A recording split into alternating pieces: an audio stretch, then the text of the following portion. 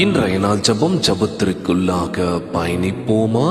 எங்களை மிகவும் அதிகமாய் நேசிக்கின்ற அன்புள்ள ஆண்டவராகிய இயேசுவே, இன்றைய நாள் வாக்குறுதி வசனத்திற்காக நன்றி ராஜா.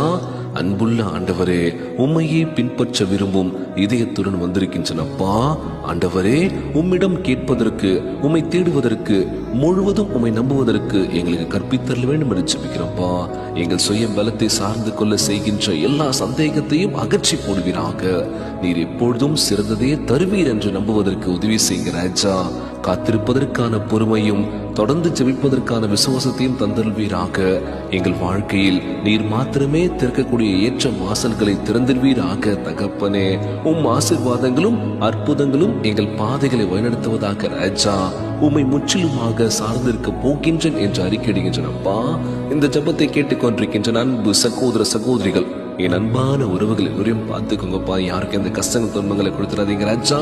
எல்லோரும் ஒற்றுமையா சமாதானமா இருக்க வேண்டும் என்று இன்றைய நாள் ஜபம் இயேசுவின் விலையேற பெற்ற நாமத்தினாலே ஜபிக்கின்றேன் நல்ல பிதாவே, ஆமேன், ஆமேன். இயேசுவுக்கு புகழ், இயேசுவுக்கு நன்றி. மரியே வாழ்க. God bless you all.